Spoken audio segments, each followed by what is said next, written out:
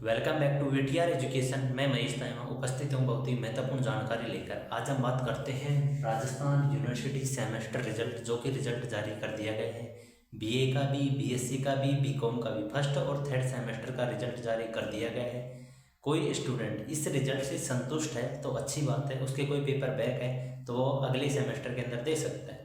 लेकिन यदि कोई स्टूडेंट इस रिजल्ट से संतुष्ट नहीं है तो वह क्या करे, इससे रिलेटेड हम बात करते हैं। उसकी यदि कोई स्टूडेंट रिजल्ट से संतुष्ट नहीं है तो उसके लिए रिवेल फॉर्म स्टार्ट हो चुके हैं। लेकिन रिवेल फॉर्म भरते समय भी आपके पास तीन ऑप्शन रहेंगे कि आपको रिवेल फॉर्म लगाना चाहिए, स्क्रूटनी का फॉर्म लगाना चाहिए या फिर आरटीआई का फॉर्म लगाना चाहिए।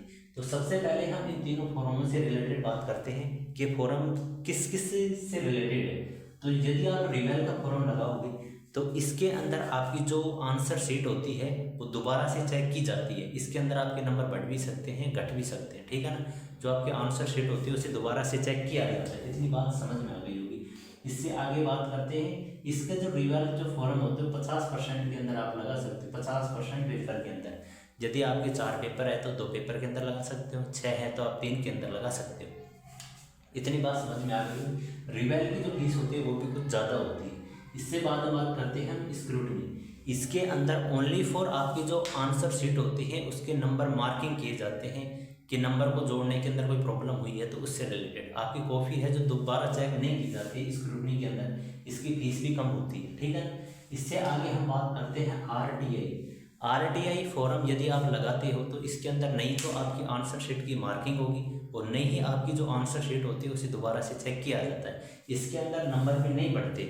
इसके अंदर ओनली फॉर जो आपकी आंसर शीट होती है वो आपके घर पे आ सकती है, ठीक है ना। तो यदि आप आरटीआई का फॉर्म लगाओगे तो आपकी जो आंसर शीट है वो घर पे मंगवा सकते हो आरटीआई फॉर्म के तहत। इतनी बात समझ में आ गई हो।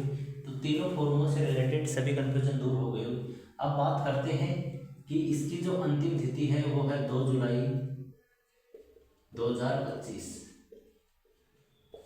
बीए के भी, बीएससी के भी, बीकॉम के भी फर्स्ट और थर्ड सेमेस्टर के जो फॉर्म है वो स्टार्ट हो चुके हैं। ये फॉर्म वही स्टूडेंट लगाए जिसको खुद के ऊपर कॉन्फिडेंस है कि हाँ मैंने सही लिख के आया है और रियल में मेरे नंबर नहीं आए, तो वो स्टूडेंट फॉर्म लगाते।